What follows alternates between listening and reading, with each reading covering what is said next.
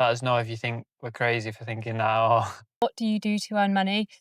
Now we've kind of gone out of the 9 to 5. I can't believe that we we used to used to do do it. it. From start to finish, it took we were supposed to have our wedding in 2020, but Welcome everybody, we're Beth, George and Bruce, and for the past 18 months we've been travelling around Europe in our camper van.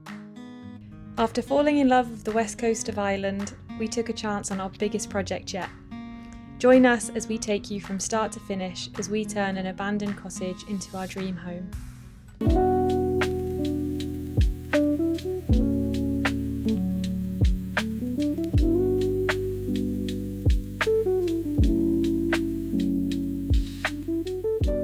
Morning everyone, afternoon or evening, wherever you're watching from, and welcome back to the channel.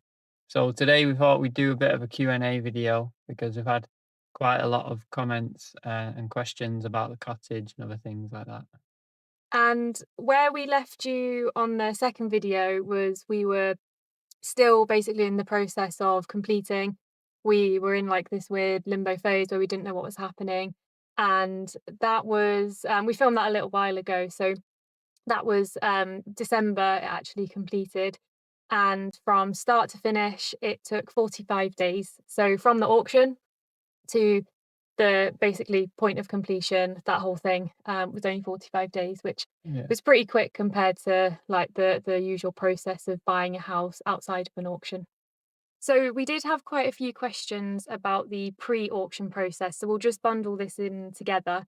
So in case you're interested, we registered interest in the house 33 days before the auction. So houses don't tend to be listed like that much time before the actual auction day. I think the point is that it's quicker than normal.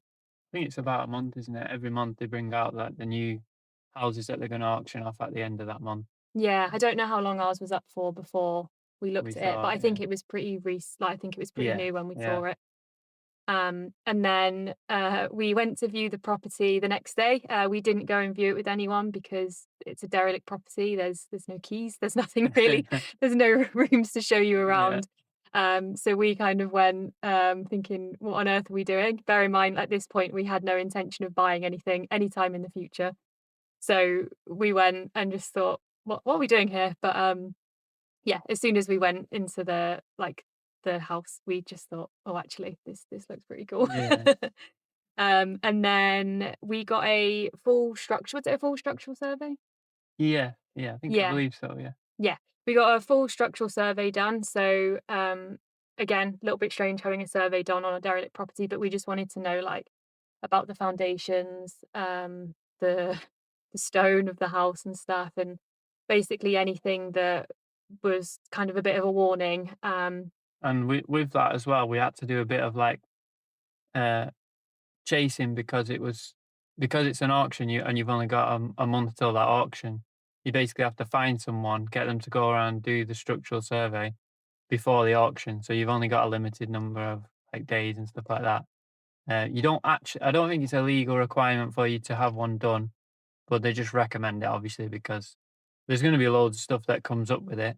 But with this one, the only main serious thing was that the south gable end needs dropping and rebuilding because it's leaning slightly. But other than that, all the walls seem to be pretty solid. Obviously, you've got damp and stuff like that because it's just open to the elements. But yeah, it was pretty good. Yeah, and the people, how many? I think did we contact about 15 surveyors to Yeah, a try and get lot. someone to do it. It was really hard to find someone. They're really busy. And like as George said, you need someone to do it as soon as possible. And it's Yeah, yeah, it was pretty tricky. But we managed to get that done and we had the full report 10 days before the auction. So gave us enough time to view it and also send it to George's dad yeah, for a full for a once over, yeah, and yeah, my to take brother a as look. well. Yeah, Yeah, yeah, which was really helpful. And then you also get a legal pack. So this is, I think it was like 7 documents that we read through, tried to understand. We got that 8 days before the auction. I don't know if that's normal. But we did end up getting that reviewed by our solicitor that we'd yeah. contacted to use in case we won. Because we were thinking of winging it, and then there was a lot of like jargon in there that we just had no idea what it was. There could be something hidden in there Yeah. that once you've bought it, you don't like own bits of it or something. We just didn't want to take the risk. No, we were willing to spend a lot of money on the house, and yeah, I'll say the cost and stuff in a minute, but it just seemed like it was better just to spend that. So we got that 8 days before, and that was all fine. And we also, so you need a PPS number. That's the only thing you need, I think, hopefully, Yeah. as a UK citizen buying an island. So it's basically a tax number. So you need that to buy. We weren't sure. It was a bit like of a grey area whether you needed it before the actual auction day or whether it was fine for afterwards. Turned out it was fine for after. We didn't end up getting that until I think a month after the auction, we got our PPS number Yeah. because we needed some documents from our solicitor to sort that. So that's timelines for everything. And then in terms of how much we spent €950 excluding that before the auction. So you don't spend any money on the solicitor's fees apart from that legal review. You only pay the solicitor's fees if they have to then do the paperwork because you've won. But you also, apart from the cost as well, it's just the amount of effort that you have to go into the whole month before the auction. It's a lot. It is a lot, and then that's why part of it is when you're at the auction, you're thinking if you don't get it, yeah, you lose a bit of that money, but you also have in the back of your mind, I'm gonna have to go through all of this all over again. So it's just a massive relief when you win it, and you Yeah, don't as you have to do saw in that the again. that's why we were so happy in that Yeah, auction video. Because there's a lot of emotional stress as well. Like you picture yourself at this place, but you kind of always hold back because you're like, well, it might not be ours. So yeah, you kind of protect yourself a little bit, but also think, well, this could be amazing. So yeah, and we didn't. I think we knew that there were two other bidders. I think we knew that the day before, so that kind yeah. of They let gave us know, us, didn't they? yeah, that kind of gave us like a little bit of like, oh my goodness, there's not tons of people, but still, we had no idea. And the auction video as well, I think we put 10 minutes of the auction, but it was about 20 in total because we cut Yeah, quite a bit out. it's a So long just, time. yeah, just to give you an idea as well, like that takes quite a while. So Yeah. So if you thought the price was going on and on and on, it how do was you think not we felt? gonna, but it's not something that you kind of take lightly, an auction. Like No. it's serious and it takes a lot of emotional investment. So Yeah. we probably made it look quite fun in that video, but there was a lot going on. Yeah. So hopefully that clears up the pre-auction process of the house. Right, we're gonna get packed up from this campsite that we're at and take Bruce to his favourite beach spot, and then we'll carry on the questions there.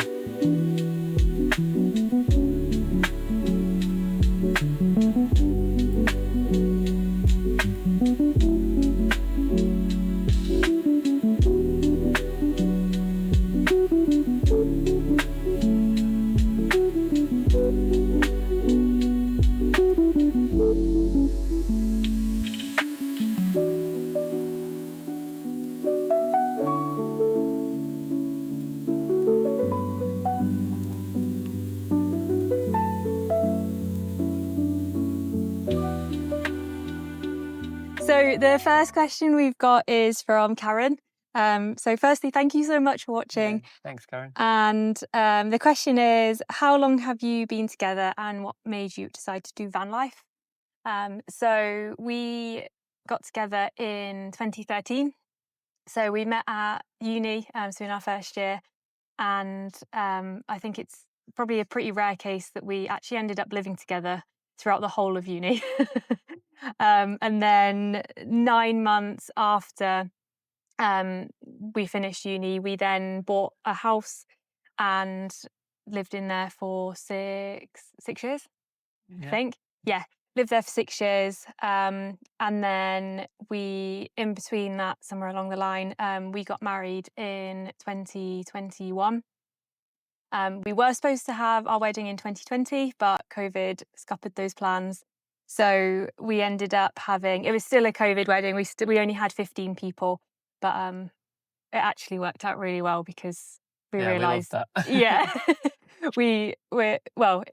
it it showed to us that we're probably a bit more introverted than we thought. So having a smaller one, although we missed everyone, it worked out really well for us. And you could probably, from that, you could probably figure out how old we are. And even when, I don't know whether it's a shock to people how old we are, but when we had our own house, pretty much just straight after uni, we had people like, because Beth used to work from home, we had people like cold calling, and then Beth would answer the door and she said, "Hiya, you all right? Is your mum and dad in?" And Beth would have to awkwardly say, "No, no, this is my house. I live here." Yeah. So, And do you want to answer why van life? yeah. So the van life bit, it took a while over a certain amount of years, and loads of things came together at the right time for us to do it. But it was mainly things like started it off YouTube videos, and we read a few books about like different ways of life. And I was really stressed at work. I used to be a secondary school teacher, and I loved parts of the job and helping out the kids and the success stories, but it was just grinding me down. So hats off to any teachers out there, because I have no idea how you continue to do it. But I lasted 5 years, and I left um, because of how stressful it was. And I had a little business venture on the side, and that was kind of tying us to stay in that same place. So we had this van, and we went on bigger trips, and it was turning over in our heads every time we got back. Like, can we not just do this full time? And then once that fizzled out, we had nothing tying to us to that area, apart from family and friends, of course. So yeah, we just went for it then in the end, and we just thought we can see how it goes. If it's rubbish and we hate it, we can just go back to a house, and if not, then we carry on like we've done. Yeah, because as well, like a big reason was that we were both like just trying to fit everything into weekends. And now we've had a break, and we'll talk about work later, but we both work part-time now. Now we've kind of gone out of the 9 to 5. I can't believe that we used to do it, and to be able to do it. yeah, and we still used to do a lot. Like, we packed a lot in. Yeah. Like, we've got a lot of hobbies, and we still used to do like just as much as we could. Yeah. But it just, I think our mindset started shifting from like our life was to support our work, and now it's definitely work supports our life. Yeah. And Just, and we were even though we both had full-time jobs and we were earning a lot, we were just trying to get our hit at the weekend, and we were just spending money on things we didn't really need, just try and entertain ourselves pretty much. And it yeah. only goes so far, because then you have to go back to work, and we were stressed again and it wasn't working. So Yeah, and the more we started earning, we just spent it all. yeah, We just like lived. Yeah. Does it live to our means? Is that the right term? I think so. Yeah. Or like whatever we had, we just spent, and we were just like, well, we were just as happy at uni when we had no money, and Yeah. like we were both working at a bar, and like we had great times then Yeah. when we didn't have much. So it just kind of just made us reevaluate everything. All the little steps along the way made us reevaluate everything. And just one more thing on that as well is so I've worked from home. I worked in software for 10 years, and I always work from home. So when George was saying like we had nothing tying us to that place or our house, like I could have worked after we sold our house. Like I could have carried on working in the van. But it comes back to that thing of like we kind of just wanted a reset. Yeah. And And we did try that for a few months. Beth was working in the van, and I was just kind of sat around quite bored, because there's only so many things you can do, and we'd have to stay in the same place. yeah, whilst Beth it's was working. limiting. Yeah. So selling our house meant that we had the financial freedom for a bit to be able to just completely like reset and just have a great time. But we'll go into more detail about money later on in the video. Yeah, I noticed, Karen, you said about how you support yourself. I think our number one question that we had from everybody was, what do you do for money? Like, how can you afford this? So we'll bundle all of those questions together, and we'll answer that at the end of the video. Yeah. Right, all this talking has made me very hungry, so I think it's time to make some lunch.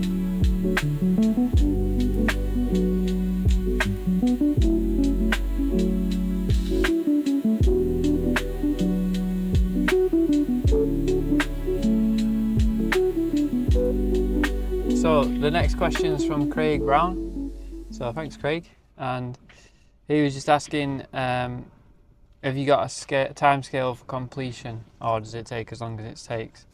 So apart from the grant side of things, where we've got to finish it within 13 months, that is, I believe, just to make it habitable. So once we get the grant application approved, we'll have 13 months from then to make it habitable. So not fully complete, we'll just be able to live in it. The ideal scenario would be to have it livable before next winter, because then we don't really want to be doing any more work past that point, because the weather will start to turn again. So that's why we've tried to start it now, so that we've got that bit of time in there. Let us know if you think we're crazy for thinking that, or it's Bear in mind, achievable. it's going to be a tiny home. It's not. Yeah, There's no huge extension. yeah. So yeah. So yeah. Thank you, Craig. Okay, so the next question is about budget, location, and about changing our van from UK plates to Irish plates. So budget-wise, we've done quite a lot of budget calculations, and I know it's kind of impossible as well to know what you're going to spend, because things change, and we've still got to get a lot of quotes from people. But 100,000 euros is what we're expecting. That's not including the actual cottage itself. Yeah. Yeah. So It's a lot of money. that's the aim. It's a lot of money. We want to come in underneath that figure. Yeah, that's the aim, and that's with everything done, right? Yeah. Yeah, that's everything. In terms of where it is, it's in the northwest of Ireland. We lived in the northwest of England. I don't know what it is. We like the northwest of places. And in terms of changing our van from UK plates to Irish plates, we're currently going through the process of submitting exemption forms, because a few people noted in the comments that it pretty much costs more than the value of your van to import it. So we're hoping to get an exemption for that. If not, I don't know what we're going to do. No, we haven't thought that far We're not ahead. sure. We're just hoping for the best. People do get them, and it's not impossible. So that's the plan. So the next question is from Christine, and she's basically asking, do we plan to live there full time? And also, the rest of your comments are really nice, so thank you for that. Thank you. Yeah, we're just doing it completely to live there full time. We want to be residents of Ireland. You could technically, I think if you wanted to, you could rent it out, but if you go for the grant option, you can't anyway, because you have to be living there full time or rent it out full time. But yeah, we're just going to be full time residents. Yeah, because the aim of the grant isn't to create holiday homes. No. It's to get people to live there, and that's what we want to do. Yeah. Thank you. And the next question is from Mags, and thank you again for a really lovely comment. So in terms of how much we're planning to do ourselves, to get the cost down, yeah, we're trying to do a lot ourselves, like feasibly what we can do with our skills. But your dad, how much will he be helping for? Just Yeah, like as much for, as... for all the big main things, like the roof, the floor, windows, things like that. And then we'll try and do some skilled stuff ourselves, but it'll be mostly like labor intensive things that just, you don't really need that much skill set. You can just chip away at it and get things done like that. Yeah, and your brother's coming, Harry, he's coming over to help as well. Yeah. So he'll help out a lot. Yeah, we've got, and friends have said that they're coming too to help. Yeah. So I'm going to hold you to that. But yeah, hopefully we'll learn a lot. But we'll do as much as we can reasonably do. So the next question is from a person I can't pronounce, so I apologise, but they're from North Texas, so we'll put it on the screen anyway. That just blows my mind that you're watching it from North Texas. But yeah, how much land came with the house? So it's about, I think it's 0.85 an acre, so it's just under an acre, which is, we didn't want, we've seen plots of land around, and we just wanted to keep it manageable, because in our house, we used to have like a quite a large back garden, and we couldn't even deal with that. So we're keeping it manageable, but big enough for the things that we want to do. Yeah, and actually through YouTube, we've been able to connect with our neighbours. I say neighbours, I think they're like a 20-minute walk away, but I think that's considered a neighbour when we've not got many people living Yeah. nearby. And they've let us know that they have deer, pine martens, stoats, foxes, and loads of birds there as well.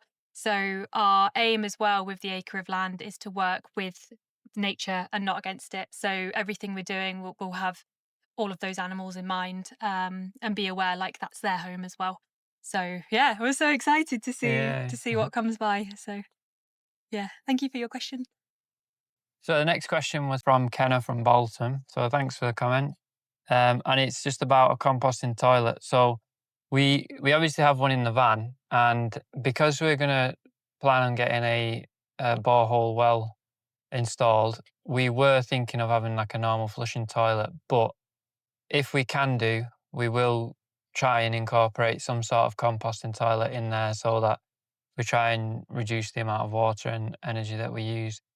But that will come at a later date, I think, because I'm pretty sure they're a bit strict on planning for some reason about composting toilets. So we'll have to do a bit more digging into that side of things. Yeah. So the next question's from Leslie, and it's about our camper van that we're living in whilst renovating it.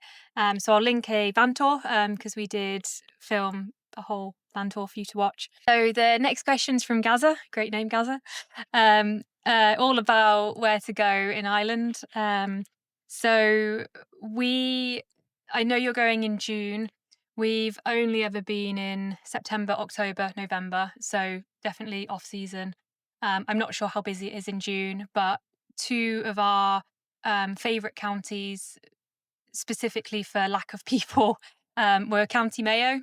So there's a place called Acre Island on County Mayo. I hope I'm saying these places right.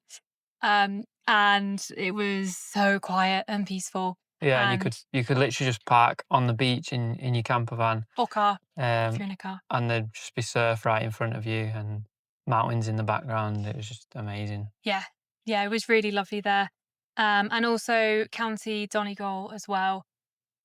I don't know how many beaches were there that were. It was just It's us. completely remote. Yeah, miles and miles of beach, and it was just me, George, and Bruce. So yeah, we're not experts by any means of where to go in Ireland. So I'm going to leave that to some not knowledgeable people in the comments. Yeah. If you could let Gaza know where's good to visit, I'm sure you'll have a great time.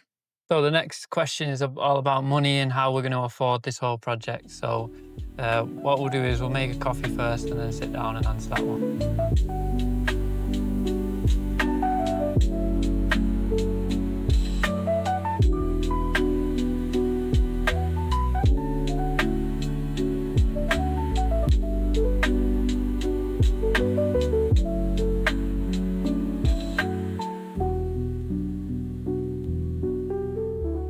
Now for the question from Tanya, which is, what do you do to earn money? So I'll let you go first. Yeah, so about a year ago, I just put myself out on some tutoring websites for maths, and it started picking up. So I do that part-time now, about 13 hours a week, just teaching secondary school maths online. Yeah. And as I said before, I took a career break pretty soon after we sold our house. And I think I had 18 months off work, and have only very recently got a part-time job freelancing for a software company. So we also have the money from our house. So like we said before, we were paying a mortgage in a normal house, and we bought it in an area that wasn't that sought out after. And it turns out that once we came to sell it, people on the market were going a bit crazy for houses in that area. And we managed to sell it for almost double the price that we bought it for. So we still have a lot of money left over from that, which we've been living off while living in the van. And now obviously we're topping it up with our jobs. So that's going to be able to fund the project and then anything else after that as well. Yeah. Yeah, and it was a bit of a risk buying this place, not having like all the funds up front because we're quite well, Yeah. we like to plan and we like to have everything sorted, but like as we've kind of found through van life, like if you don't take risks, you never know. So we think it's worth it for just how like nice we can make the house. Yeah, and we're getting a little tiny bit from YouTube, so thank you so much to everybody that has subscribed and liked and commented. And if you're watching it and you haven't subscribed, then please do, because it helps us out so much. And any little bit of earnings that we'll get from YouTube will go towards the cottage as well. Yeah, Cottage and Coffee Fund for Yeah, helping us out. for getting us through. Yeah. So thank you, and just want to say a huge thank you again to everybody for watching our videos. It's pretty crazy that people just don't mind watching Yeah, us listening natter to away. us. But we really appreciate it, and thank you as well for all of the questions. I hope we answered all of them, but chat in the comments. I will reply to any that we haven't answered, and hope you have a nice day. Yeah, bye. Thank you for watching. Bye. What?